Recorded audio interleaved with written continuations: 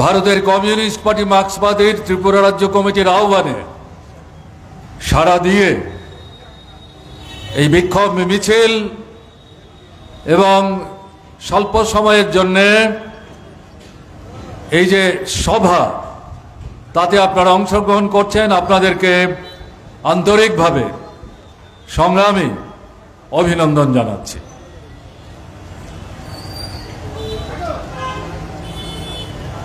যে 4-5টা বিষয়কে সামনে রেখে এই বিক্ষোভ মিছিল এবং সমাবেশ, আপনারা কি কেউ মনে করেন মার্ক্সবাদী কমিউনিস্ট পার্টি যারা করেন না, দূর থেকে যারা শুনছেন তাদেরকেও সবিনয়ে আমরা জিজ্ঞেস করতে চাই, এই 4-5টা বিষয় এগুলোকে শুধু ভারতের কমিউনিস্ট পার্টি মার্ক্সবাদীর সমস্যা? দল, মত, ধর্ম, বর্ণ, সম্প্রদায় নির্বিশেষে যাদের বিবেক আছে, বুদ্ধি আছে, বিবেচনা আছে, ভালো মন্দ বিচার করতে পারেন। আমরা তো লক্ষ্য করছি এই বিষয়গুলো নিয়ে ত্রিপুরার মানুষ সরব। আমাদের মুখ্যমন্ত্রী বলছেন আইন শৃঙ্খলার পরিস্থিতি উন্নতি হচ্ছে, অগ্রগতি ঘটছে। আমি তথ্যের হিসেব নিকাশ উপস্থিত করে আপনাদেরকে ভারাক্রান্ত করতে চাইছি না। কারা কথা বলছেন এর বিরুদ্ধে? বিজেপি দল যারা করছেন, নারী পুরুষ নির্বিশেষে। গত 23-এর বিধানসভা নির্বাচনে, এমনকি 24-এর লোকসভা নির্বাচনে যারা বিজেপির হয়ে পোলিং বুথে দায়িত্ব পালন করার চেষ্টা করেছেন, রিগিং করেছেন, অবিজেপি যারা, বিশেষ করে কমিউনিস্ট যারা, বামপন্থী যারা, তাদেরকে ভোট দেওয়ার ক্ষেত্রে বাধা সৃষ্টি করেছেন, এমনকি বাড়ি থেকে বেরোতে দেননি, এলাকা ছাড়তে বাধ্য করেছেন। তারা চোখের জলে বুক ভাসিয়ে প্রচার মাধ্যমের সামনে তারা বলছেন এর জন্য কি আমরা বিজেপি করছি? এরকম তো কথা ছিল না। আমাদের রাজ্যের মুখ্যমন্ত্রীর হুঁশ আছে। তাদের দলের লোক যারা, তাদের দলের দুর্বৃত্তদের বিরুদ্ধে, লুটেরাদের বিরুদ্ধে, শ্লীলতা যারা হারি করছেন তাদের বিরুদ্ধে কথা বলছে, আপনারা দেখেছেন? কেউ বলতে পারবেন? এই ঘটনাগুলির বিরুদ্ধে মুখ্যমন্ত্রী নিন্দা করেছেন। কোন একটা বাড়িতে গেছেন দলীয় কর্মী, তাদের অবস্থা জানবার জন্য, বুঝবার জন্য। তাদের দলের কোন নেতৃত্ব জাননি। কি বলে নিজের পিঠের চামড়া বাঁচাবার চেষ্টা করছেন। এটা মার্ক্সবাদী কমিউনিস্ট পার্টির বক্তব্য না। ত্রিপুরার লাখো লাখো মানুষের যারা অন্তর দহনে জ্বলছেন, ঠোঁট কামড়াচ্ছেন, কপালে হাত দিচ্ছেন, আড়ালে আবডালে বলছেন কি সর্বনাশ করলাম, নিজেদের পায়ে নিজেরা কুড়ুল মেরেছি, পরিবর্তনের স্লোগানে বিভ্রান্ত হয়ে তথাকথিত সুযোগ সুবিধার যে প্রলোভন তারা জাল হিসাবে বিস্তার করেছিল, তার দ্বারা প্রলুব্ধ হয়ে আমরা রাজনৈতিক যে পরিবর্তন ত্রিপুরায় আনলাম, এর জন্য তো আমরা প্রস্তুত ছিলাম না। সেই মানুষ তারাই আবার নূতন করে শপথ নিতে শুরু করেছেন, দল ছাড়তে শুরু করেছেন। এমনকি বিজেপি দলের মধ্যে পুরনো বিজেপি নূতন বিজেপি, এই লড়াই, এ নিয়ে সংঘর্ষ, রক্তপাত, খুনোখুনি, এই সমস্ত ঘটনাবলী আজকে সারা ত্রিপুরার মানুষের সামনে উপস্থিত হয়েছে। মুখ্যমন্ত্রী বলছেন এর আগের সরকারের সময়ে এই খুন খারাপি, হেনা টানা যে ঘটনা,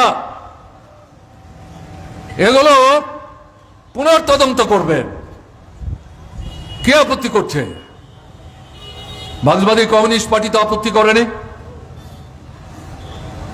নিয়ম মেনে, কানুন মেনে সেই পুনর্তদন্ত করুন। করছেন না কেন? 7 বছর তো হয়ে গেল, আর কত বছর লাগবে পুনর্তদন্ত করবার জন্য? পেছনে যেতে চাইছি না। গত 6 বছর মার্ক্সবাদী কমিউনিস্ট পার্টির 20 থেকে 22 জন নেতা, সংগঠক, কর্মী তাদেরকে পরিকল্পিতভাবে লিস্টি হাতে নিয়ে বিজেপি দলের দুর্বৃত্তরা তারা খুন করেছে। আমাদের শুধু আবেদন ছিল তদন্ত করুন, দোষীদের চিহ্নিত করুন, আইনের ভিত্তিতে তাদের বিরুদ্ধে ব্যবস্থা নিন।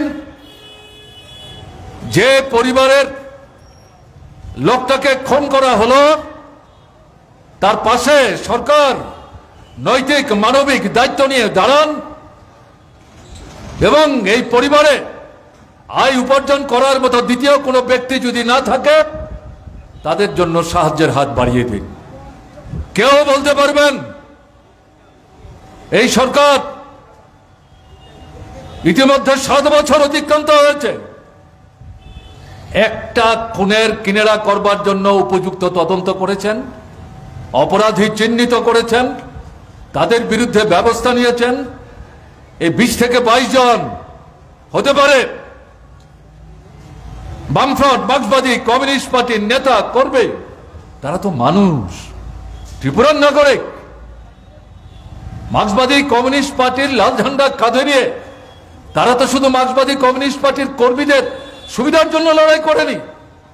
রাস্তাঘাট, জল, কল, স্কুল, হাসপাতাল, বিদ্যুৎ, সেচ, রেল, জাহাজ, উড়োজাহাজ, এই সমস্ত কিছুর জন্যই তো লড়াই। তাদের পাশে দাঁড়ানো সরকারের নৈতিক কোনো দায়িত্ব নেই? কি জবাব দেবেন মুখ্যমন্ত্রী? সন্ত্রাসবাদীদের দৌরাত্ম বামফ্রন্ট সরকারের সময় ত্রিপুরার সাধারণ আইন শৃঙ্খলার কোনো অবনতি ঘটেনি। মূল সমস্যাটা তৈরি করেছে সন্ত্রাসবাদীরা। স্বাধীন ত্রিপুরা, চট্টগ্রামের সিংরুমে বিকল্প সরকার তৈরি করে রাষ্ট্রপতি, প্রধানমন্ত্রী, স্বরাষ্ট্রমন্ত্রী চিহ্নিত করে, নাম ঘোষণা করে একটাই স্লোগান, বামফ্রন্ট সরকারকে ক্ষমতাচ্যুত না করে অস্ত্র ছাড়ব না। এবং তারাই মানুষের রক্তে হুলি খেলেছে এবং তাদের আক্রমণের প্রধান লক্ষ্য ছিল বামফ্রন্ট, মার্ক্সবাদী কমিউনিস্ট পার্টি। উপজাতি অনুপজাতি নির্বিশেষে, বিশেষ করে পুরনো মানুষ যারা তারা জানবেন, নূতন যারা তারা হয়তো সব জিনিস নাও জানতে পারেন। এই যে বিভাজন তৈরি করার চেষ্টা, উপজাতি থেকে অনুপজাতি, অনুপজাতি থেকে উপজাতিদের আলাদা করা, গণতান্ত্রিক আন্দোলনের ভিত্তিকে দুর্বল করা, অত্যাচারী স্বৈরাচারী যারা, দুর্নীতি এবং দুর্বিনীত যারা, তাদেরকে ক্ষমতায় রাখবার জন্য এই যে আক্রমণ সন্ত্রাসবাদীদের, তাতে কি দেখা গেছে? গণমুক্তি পরিষদের, সারা ভারত কৃষক সভা, ছাত্র যুব আন্দোলনের, মার্ক্সবাদী কমিউনিস্ট পার্টির এই নেতাদেরকে লিস্টি করে ধরে ধরে চিহ্নিতভাবে খুন করেছে। এবং এই খুনে মন্ত্রী, আমি বিমল সিং এর কথা বলছি, টাকাও তারা রেহাই দেয়নি। প্রাক্তন বিধায়ক আমাদের গন্ডাছড়ার, তাকে খুন করেছেন। অপরাধটা কি? শান্তি চাই, সম্প্রীতি চাই, সুস্থিতি চাই। সন্ত্রাসবাদীদের কাছে আবেদন ছিল, আপনারা স্বাভাবিক জীবনে আসুন। আপনাদের যে দাবি দাবা, হয় রাজ্য সরকারের সঙ্গে কথা বলুন, যদি রাজ্য সরকারের উপর আস্থা রাখতে না পারেন কেন্দ্রীয় সরকারের সাথে কথা বলুন। আমরা রাজ্য সরকারের তরফ থেকে বাধার প্রাচীর তৈরি করবো না, বরং কেন্দ্রের সাথে কথা বলবার জন্য আমরা সুযোগ করে দেব। খুন খারাপই বন্ধ করুন, তাদের তো স্লোগান একটা। আমি আপনাদের জিজ্ঞেস করছি, এই 6 বছর 7 বছরে ত্রিপুরায় সন্ত্রাসবাদীদের কোন আক্রমণ আপনারা দেখেছেন? বামফ্রন্ট সরকার চলে যাওয়ার পর কোন আক্রমণ নেই তো। হঠাৎ করে 10 বছরের ব্যবধানে শত শত সন্ত্রাসবাদীদের তারা আত্মসমর্পণ করিয়ে লাখো কোটি টাকা সেখানে খরচ করবার ঘোষণা দিচ্ছেন। কোত্থেকে আসলো ওরা? কোথায় ছিলেন তারা? কে তাদের খাবার দাবারের ব্যবস্থা করেছেন? এই জিজ্ঞাসার কোনো জবাব তো মুখ্যমন্ত্রীর কাছে নেই। তাই মুখ্যমন্ত্রীকে বলছি, পুনর্তদন্ত করতে চাইছেন তো করুন। সন্ত্রাসবাদীদের যে দৌরাত্ম, সেই দৌরাত্মের বিনিময়ে শত শত মানুষের যে জীবন তারা ছিনিয়ে নিয়েছে, সেই তথ্য আপনি জানবার চেষ্টা করুন। আরএসএস এরও তো 3 জন প্রচারক ধলাই জলায় এই সন্ত্রাসবাদীরা অপহরণ করে নিয়ে গেছে, আজও তারা ফিরে আসেনি। তারা জীবিত আছে আমাদের পক্ষে বিশ্বাস করা সম্ভব না। এরা শুধু রাজনৈতিক দৃষ্টিভঙ্গি থেকে আক্রমণ সংগঠিত করেছে ঘটনা তা না, ধর্মের ভিত্তিতেও মানুষকে বিভক্ত করার চেষ্টা করেছে। আপনার একটা নতুন ধর্মীয় সংগঠন, তারা হিন্দু ধর্মের উপাসক, জিরানিয়ার যে এডিসির হেডকোয়ার্টার, তাদের ধর্মীয় প্রতিষ্ঠান, এটাকে সহ্য করতে না পেরে তার উপর আক্রমণ সংঘটিত করলো, তাদের একজন সংগঠকও তারা খুন করলো। এগুলি তো ভুলে যাওয়ার কথা না। কাজেই আপনি কি বলে মানুষকে বিভ্রান্ত করার চেষ্টা করছেন? আমরা চাই পুনর্তদন্ত করুন, নিয়ম আছে, কানুন আছে, পদ্ধতি অনুসরণ করুন, সত্যের মুখোমুখি হন। এই সাহস মুখ্যমন্ত্রী বা এই সরকারের নেই। আসলে ভীত সন্ত্রস্ত হয়ে, খেই হারিয়ে আবল তাবল কথাবার্তা বলে প্রলাপ বকে মানুষকে বিভ্রান্ত করার চেষ্টা করছেন। এই সুযোগ খুব বেশি দিন কিন্তু ভোগ করা যায় না। তাই এই কথাগুলো এখানে বলতে হচ্ছে। যুবকদের সম্পর্কে যে প্রশ্ন এখানে উত্থাপিত হয়েছে, 2018 বিধানসভা নির্বাচনে বিজেপি প্রধানমন্ত্রী থেকে শুরু করে সবাই মিলে সবচাইতে বেশি বিভ্রান্ত কাদের করেছে? আমাদের রাজ্যের যুবকদের। শুধু আমাদের রাজ্যে না, সারা দেশে যুবকদেরকে যারা বিভ্রান্ত করার চেষ্টা করেছে। 14 লোকসভা নির্বাচন, 19 লোকসভা নির্বাচন, কিন্তু 24 লোকসভা নির্বাচনে গিয়ে যুবকদের নিয়ে খুব বেশি কথাবার্তা বলার চেষ্টা করেনি। এরা মহিলাদের উপর ঝাঁপিয়ে পড়ার চেষ্টা করেছে। আমি সেখানে যাচ্ছি না। আমাদের ত্রিপুরার অভিজ্ঞতা কি? মিটিং, একটা ফোন নাম্বার, মিস কল, সরকার হবে। সময়ের ব্যবধানে মিস কল যারা দিলেন, যারা আগে দিয়েছেন তাদেরকে নাকি চাকরি দেবেন। চাকরি কি হাতের মোয়া নাকি? চাকরি দিতে গেলে পদ তৈরি করতে হয়, অর্থ দপ্তরের অনুমোদন দিতে হয়, মন্ত্রিসভায় অনুমোদন নিতে হয়, বিজ্ঞাপন দিতে হয়, ইন্টারভিউ ডাকতে হয়, কাগজপত্র পরীক্ষা নিরীক্ষা করতে হয়, এগুলোর বালাই নাই। এবং আমাদের রাজ্যের যুবদের একটা বড় অংশ তারাও বিভ্রান্ত হয়েছেন, না এটা নতুন সরকার পরিবর্তনের ডাক দিয়েছে, এরা সরকারে আসলে মিস কলের ভিত্তিতে চাকরি পাবো। শূন্যপদ তাদের হিসাব 50,000 নাকি ত্রিপুরায় পড়ে আছে, মিথ্যা কথা। আমরা চ্যালেঞ্জ করেছিলাম তখন তথ্য দিয়ে, হিসাব দিয়ে, এগুলো তারা গুরুত্ব দেওয়ার চেষ্টা করেনি। এবং তাদের ঘোষণা ছিল সরকারে আসার পর প্রথম 1 বছরের মধ্যে 50,000 শূন্যপদ নাকি পূরণ করবেন। তো আজকে আমরা কি লক্ষ্য করছি? 50,000 তো নতুন শূন্যপদ তৈরি করেছেন এই সরকার। শূন্যপদ কোথায় পূরণ করেছেন? আজকে যুবকরা মুখ্যমন্ত্রীর কাছে হাজারে হাজারে পোস্টকার্ডে চিঠি লিখে জানতে চাইছেন প্রতিশ্রুতির কি হলো। আমরা বিজ্ঞাপন দেখে ইন্টারভিউ দিলাম,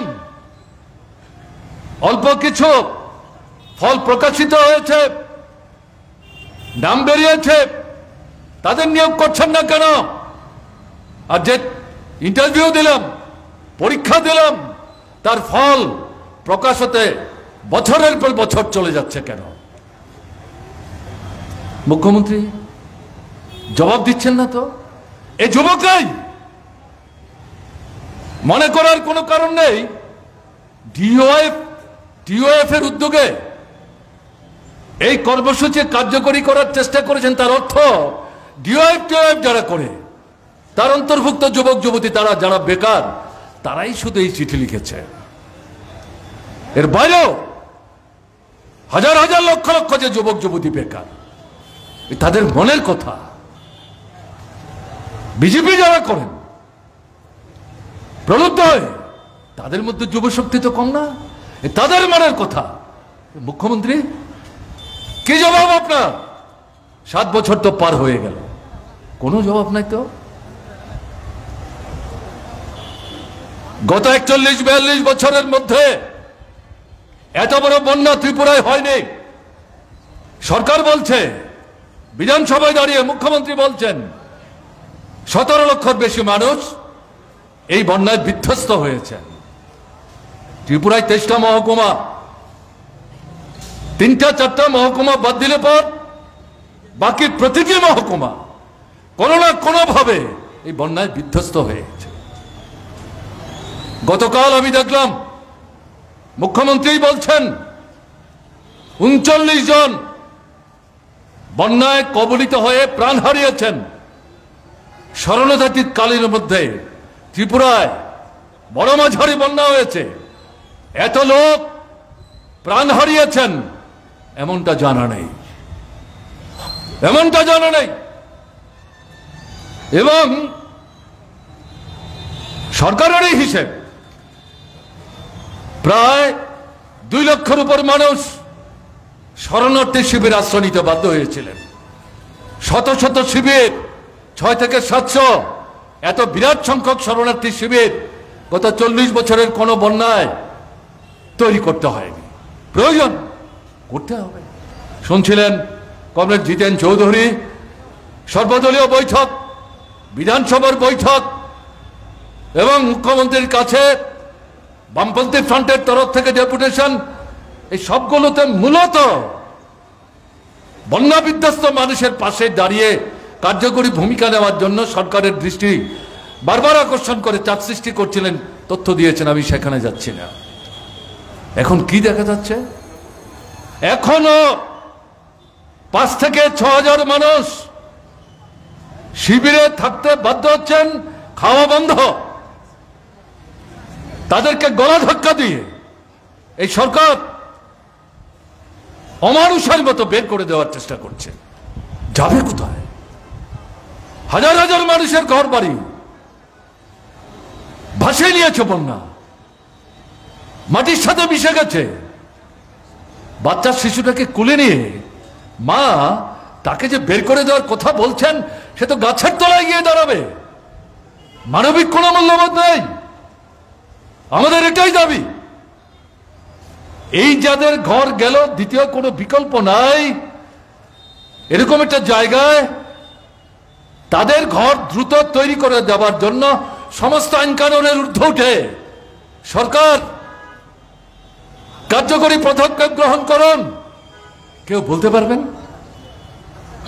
1.5 মাস হয়ে গেল, 2 মাসের কাছাকাছি এই সরকার এই গৃহহীন যারা,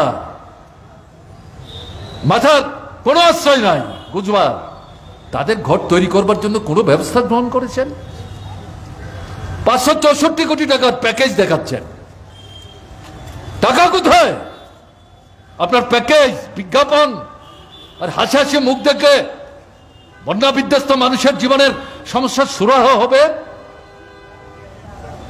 কেন্দ্র থেকে এসছে 2 দফা, 3য় দফা, কোনো টাকা তো এখন পর্যন্ত আসেনি।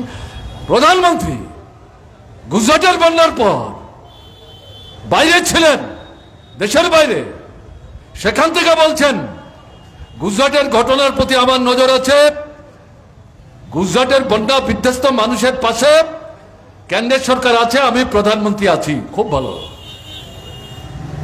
তো ভারতবর্ষে আরো অন্যান্য রাজ্যেও তো বন্যা হচ্ছে, ত্রিপুরাও বন্যা হয়েছে, আসামেও বন্যা হয়েছে, শুধু গুজরাট তারাই কি ভারতবর্ষের একমাত্র রাজ্য যেখানে বন্যা হয়েছে?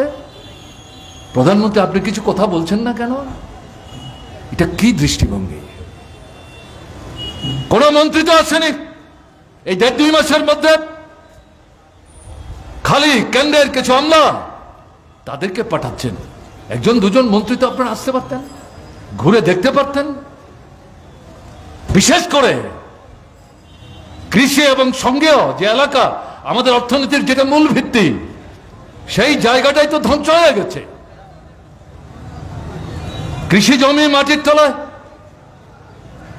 জলাশয়ের মাছ ভেসে গেছে, গরু, ছাগল, ভেড়া, হাঁস, মুরগি এগুলোকে ভিত্তি করে যারা পরিবার প্রতিপালন করার চেষ্টা করেন, জলের তোরে হাজারে হাজারে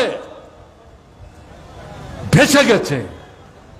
আমি অমরপুরে গিয়েছিলাম, উদয়পুরে গিয়েছিলাম, বিলোনিয়ায় গিয়েছিলাম, সোনামুড়ায় গিয়েছিলাম।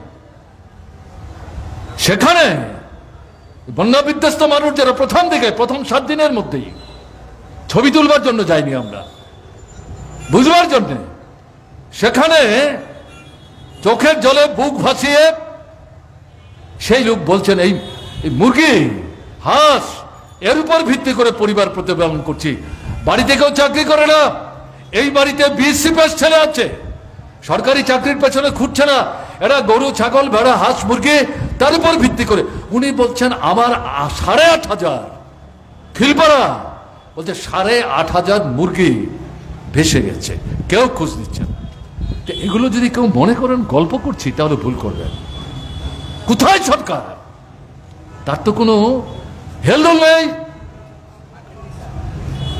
জিনিসপত্রের দাম বাড়ছে, কালোবাজারি, বেআইনি মজুতধারী, বাজারে নিত্যপণ্যের সংকট, মুনাফা লুট করবার জন্য মানুষের পকেট কাটছে বড় বড় কিছু বাছাই করে ব্যবসায়ী, তাদের বিরুদ্ধে কোনো ব্যবস্থাই সরকার নিচ্ছেন? এই যে রেশনিং ব্যবস্থা, এই ব্যবস্থাটা প্রায় ভেঙে পড়ছে। যে 2-3টা সামগ্রী রেশনের মাধ্যমে দেওয়া হয় সপ্তাহে সপ্তাহে, সারা মাস ঘুরেও অনেক রেশন কার্ডধারী সেই জিনিস কিন্তু কিনতে পাচ্ছেন না।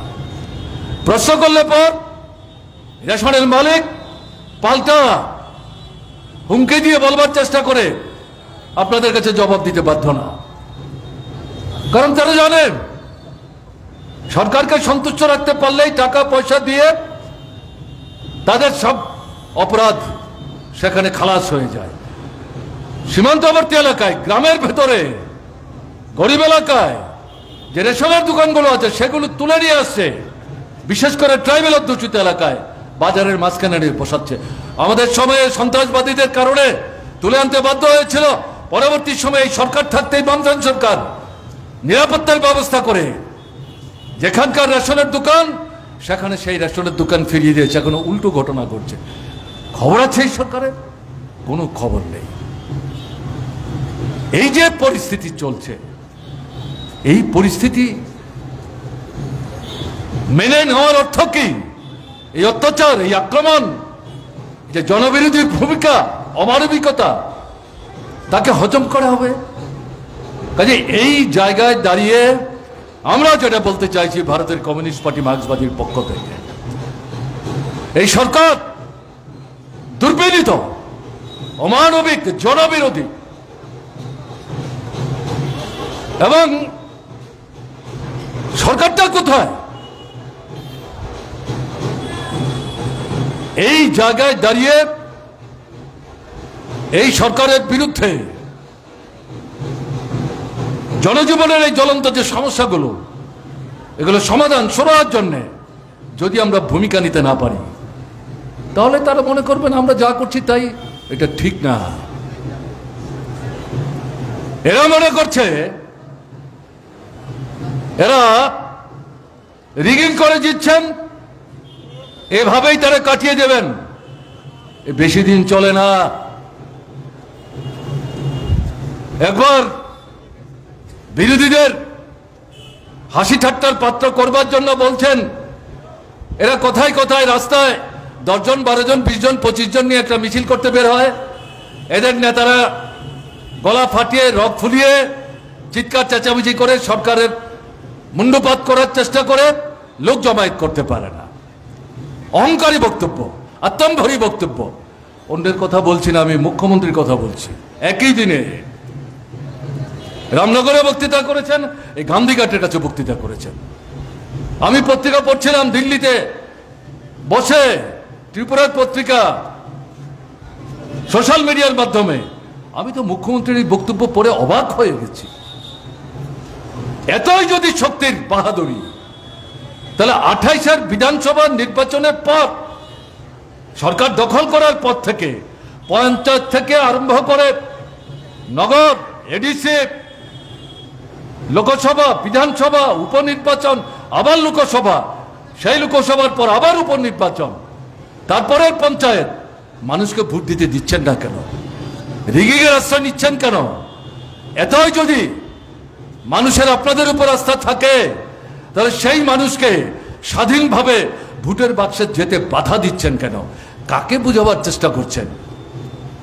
কাকে বিভ্রান্ত করার চেষ্টা করছেন? এই একটা জায়গায় দাঁড়িয়ে প্রতিবাদ, প্রতিরোধ করে ধরবার সময় এসছে। সময় তো কথা বলে, কথা বলতে শুরু করেছে। মহিলাদের নির্যাতনের কথা শুনেছেন। আমি তথ্যের হিসাব উপস্থিত করে ভারাক্রান্ত করতে চাইছি না। একটা ধারণা সাধারণভাবে আমাদের সমাজের মধ্যে চলে আসছে, মেয়েদের উপর আক্রমণ, এর প্রতিবাদ মেয়েরাই শুধু করবে। এটা ভুল, এটা ঠিক না। আমরা যারা গণতান্ত্রিক আন্দোলনের অংশীদার, আমাদের এটা বুঝতে হবে, মেয়েদের উপর আক্রমণ, মেয়ে পুরুষ নির্বিশেষে সম্মিলিতভাবে প্রতিবাদের সোচ্চার হতে হবে। এটা ঠিক। সময় সময় মহিলারা একটা দুটো ঘটনার পরিপ্রেক্ষিতে প্রাথমিকভাবে তাদের প্রতিক্রিয়া তারা ব্যক্ত করবেন, কিন্তু এটা শুধু তাদের দায়িত্ব না।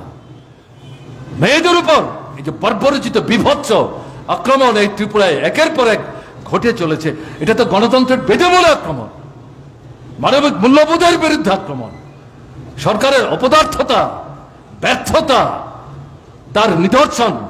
কাজে সেই জায়গায় আগামী দিনে আজকে যেমন আমরা করলাম, নারী পুরুষ নির্বিশেষে মহিলাদের বিরুদ্ধে এই আক্রমণের প্রতিবাদে সোচ্চার হতে হবে।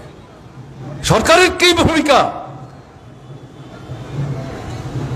কি নির্দেশ দিচ্ছেন প্রশাসনে, কি নির্দেশ দিচ্ছেন পুলিশকে এর বিরুদ্ধে ব্যবস্থা গ্রহণ করার জন্য?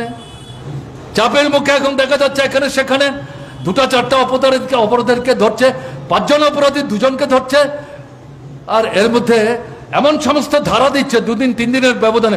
কোনো কোনো জায়গায় যেদিন ধরছে সেদিন সকলে ধরছে, সন্ধ্যায় তাদের ছেড়ে দিচ্ছে। শাস্তি কোথায়? এই তো চলতে পারে না, চলতে পারে না।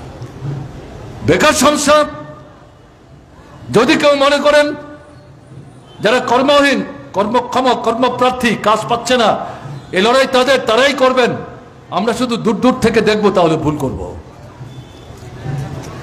আপনার ছেলে আছে, আপনার মেয়ে আছে, আপনার ভাই আছে, আপনার নিকটাত্মীয় আছে, শুধু সেদিক থেকে সংকীর্ণ দৃষ্টিভঙ্গি নিয়ে পারিবারিক বিষয় হিসেবে দেখার বিষয় না।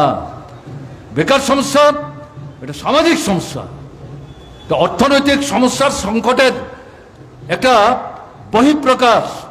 যুবক আন্দোলন করবেন, এ নিয়ে কোনো সন্দেহ নেই। দলমত নির্বিশেষে আমাদের টিওএফ সম্মিলিতভাবে, কখনো কোনো ছাত্র যুবক মিলিতভাবে এই লড়াই করছেন। কিন্তু এই লড়াইয়ে যুবকদের পাশাপাশি সমস্ত গণতান্ত্রিক অংশের মানুষকে ভূমিকা নিতে হবে। বিশেষ করে শ্রমজীবী মানুষদেরকে যারা সংগঠিত করছেন, আমি যেটা বলছি সিআইটিউর কথা, ভূমিকা নিচ্ছেন, আনুষ্ঠানিকতার ঊর্ধ্বে উঠতে হবে। সম্মিলিতভাবে এই বেকার সমস্যার সমাধানের জন্য এই সরকারের উপর চাপ সৃষ্টি করার জন্য আমাদেরকে আগামী দিনে আরো ব্যাপকভাবে সমাগম ঘটিয়ে সোচ্চার হতে হবে। যে 2-4টা চাকরি হচ্ছে, দুর্নীতি হচ্ছে, বেআইনিভাবে টাকার বিনিময়ে সার্টিফিকেট পেতে সাহায্য করছে। উড়িষ্যা, পশ্চিমবাংলা, বিহার, আসাম, সেখান থেকে এসে পার্মানেন্ট রেসিডেন্টের সার্টিফিকেট বের করে নিচ্ছে। কি করে সম্ভব হচ্ছে এটা? এসডিএম অফিস থেকে সার্টিফিকেট হয়, তার উপর ডিএম আছেন। আমি তেলিয়ামুড়ার ঘটনা বলতে চাইছি, তো গল্প না, কল্প কাহিনী না। সরকার কি ব্যবস্থা নিয়েছেন? বিধানসভার ভেতরেও বামপন্থী ফ্রন্টের বিধেয়ক তোলার চেষ্টা করেছেন, কি ব্যবস্থা নিয়েছেন? কোনো ব্যবস্থা নিচ্ছেন না।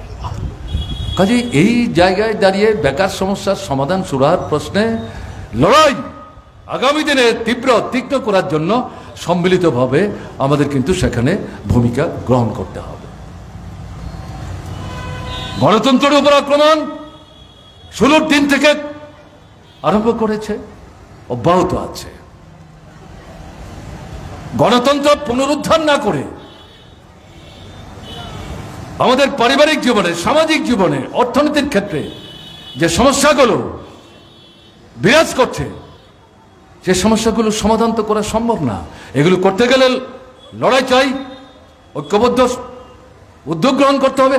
আজকে যে আমরা জমায়েত করলাম, আমরা কিন্তু পুলিশের কাছে পারমিশন চাইনি। আমরা জানতাম পারমিশন চাইলে বাধা দেওয়ার চেষ্টা করতেন। জানিয়ে দেওয়া হয়েছে অমুক তারিখ এতটার সময় অমুক জায়গা থেকে মিছিল বেরোবে, প্যারাডাইস চমনি যাবে, সেখানে ছোট্ট একটা মিটিং করব। ব্যবস্থা নিলে নেবেন, না হলে কিছু করার নেই। এই যে জায়গাটা সাহস কেন পেল না? প্রথম দিকে তো দেয়নি। এখান থেকেই তো আমাদের মিছিল মিটিং ভেঙে দিয়ে জবরদস্তি করে গাড়িতে তুলে নেতাদের, কর্মীদের, সংগঠকদের গ্রেপ্তার করে নিয়ে যাওয়ার চেষ্টা করতো। এই সাহসটা কমছে কেন? তারা বুঝতে পারছে মানুষের যে ভাবনা, চিন্তা, চেতনা, অবস্থান, তার মধ্যে পরিবর্তন ঘটছে। বিজেপির ঘরে আগুন জ্বলছে। এই পরিস্থিতিতে মানুষকে এইভাবে দাবিয়ে রাখা যাবে না। তাই আপনাদের কাছে যেটা আবেদন করব, সংকীর্ণ দলীয় যে চৌহদ্দি, তার মধ্যে নিজেদেরকে আবদ্ধ রাখলে চলবে না। প্রধানত সংগঠিত হিসাবে আমাদের গণতান্ত্রিক যে সংগঠন, সেই সংগঠনগুলোকে সক্রিয় ভূমিকা নিতে হবে। মহকুমায়, ব্লকে মানুষের জীবনের যে সমস্যাগুলো, জ্বলন্ত সমস্যাগুলো, সেগুলো বাছাই করে 3-4টা দাবিকে সামনে রেখে মানুষ বুঝতে পারেন, এরকম ভাষায় দাবিপত্র, স্লোগান নির্ধারণ করে এলাকা ভিত্তিক আন্দোলন কিন্তু সংগঠিত করতে হবে। কথায় কথায় প্রতি মাসে আগরতলায় হাজার হাজার মানুষ সমবেত করে সাবরুমের কথা, ধর্মনগরের কথা, কৈলাসহরের কথা, কাঞ্চনপুরের কথা তো এবার তুলে ধরা যাবে না। সাবরুমের কথা সাবরুমকেই বলতে হবে, কাঞ্চনপুরের কথা কাঞ্চনপুরকেই বলতে হবে, ধর্মনগরের কথা ধর্মনগরকেই বলতে হবে।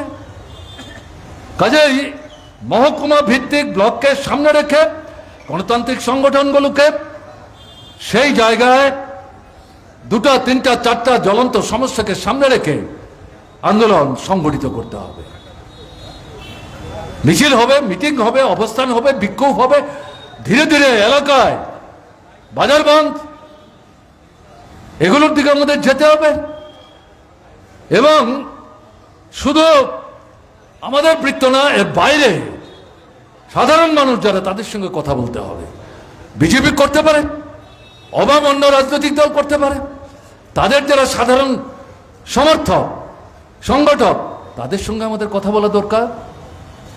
চোখ ঘুরিয়ে নিলে চলবে না, মুখ ফিরিয়ে নিলে চলবে না। তারা অনেকে কথা বলতে চান, তাদের সাথে যেমন আমরা কথা বলবো, আমরাও উদ্যোগ নিয়ে যারা হয়তো কথা বলতে গিয়ে একটু সংকোচ বোধ করছেন, সংকোচ কাটাতে সাহায্য করে তাদের সঙ্গে আমাদের কথা বলতে হবে।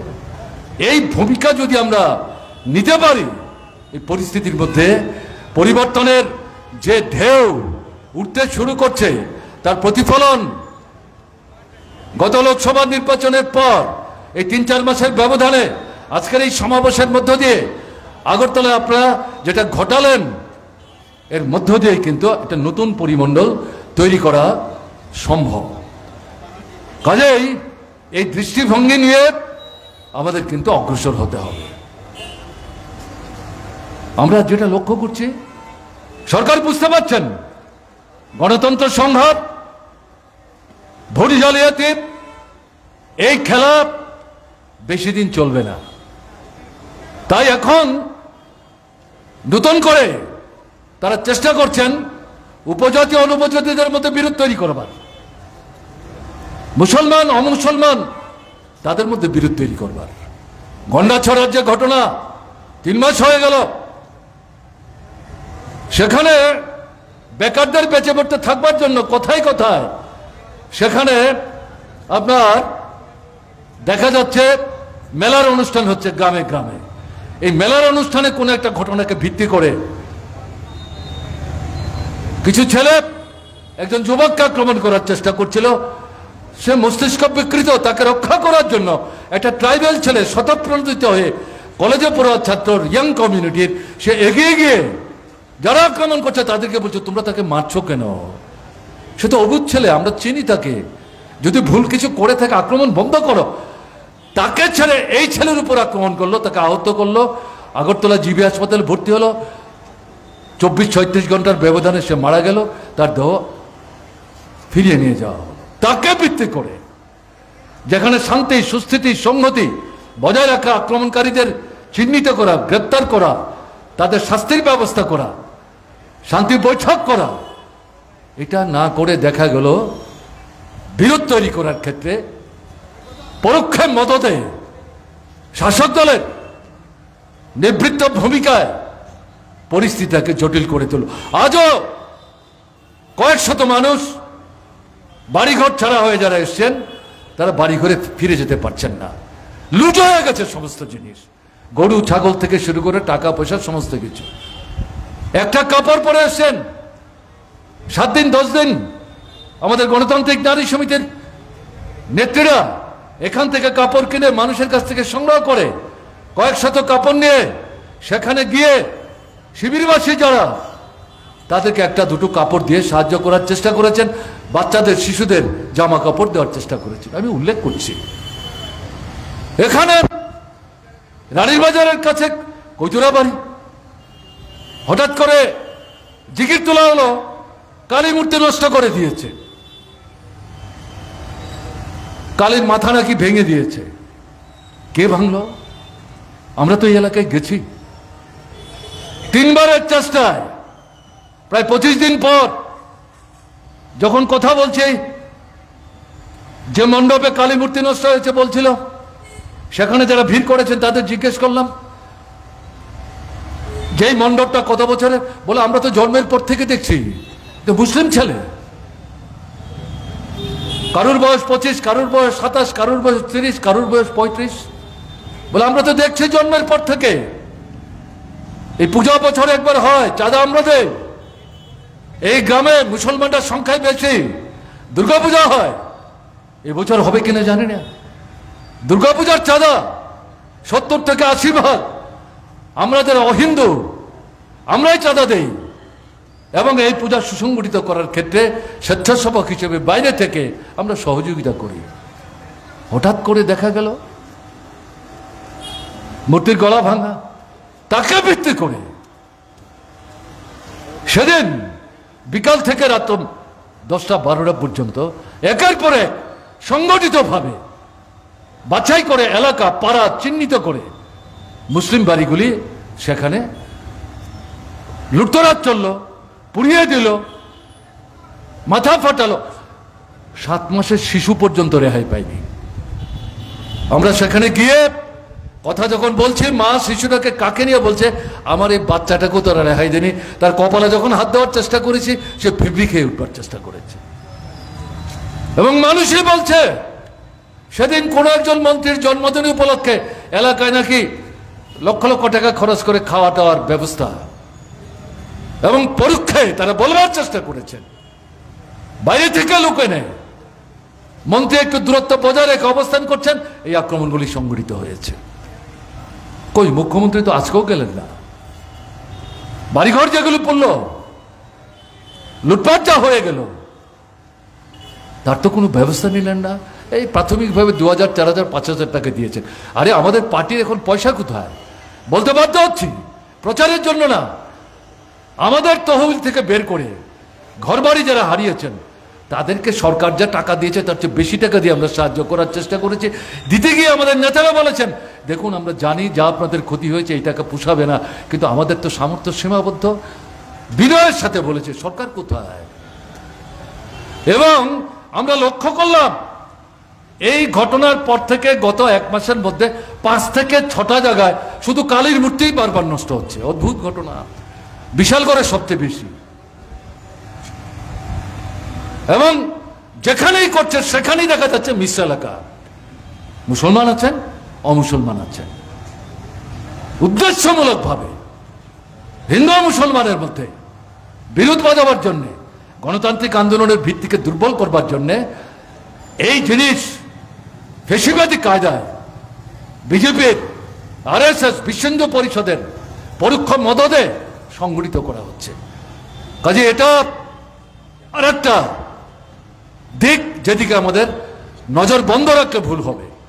আমাদের বেঁচে পড়তে থাকার যে দাবি দেওয়া, আজকে আমরা কারোর কাছে ডেপুটেশন দিতে যাইনি,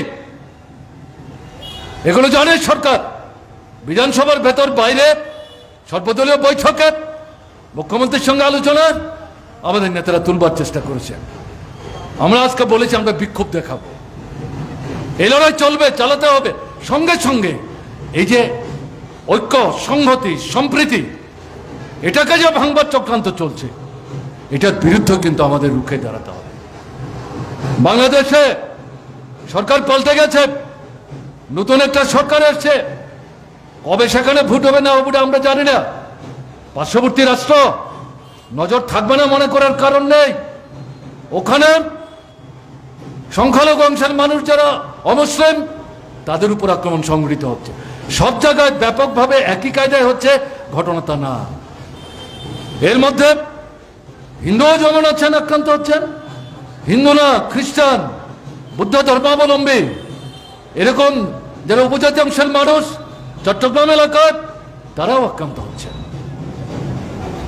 একে ভিত্তি করে ভারতবর্ষের কোনো কোনো জায়গায়, ত্রিপুরা সহ দেখা যাচ্ছে উস্কানিদাতারা আমাদের নিজেদের মধ্যে ধর্ম, বর্ণ, সম্প্রদায়ের ঊর্ধ্বে থেকে সংহতি রক্ষা করে জীবন সমস্যা সুরাহার জন্য সরকারের কাছে দাবি উপস্থিত করে দাবি আদায়ের যে প্রচেষ্টা, এই প্রচেষ্টা যাতে মানুষ ঐক্যবদ্ধভাবে নিতে না পারে সেই দিকে মুখ ফিরিয়ে দেওয়ার চেষ্টা করছে।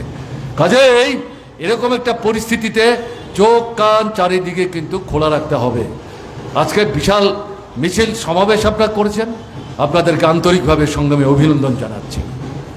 শুধু একটা মিছিল, একটা মিটিংয়ের বক্তব্য শুনে গেলেই চলবে না। এই পূজার মরশুম চলছে, এটা শেষ হবে।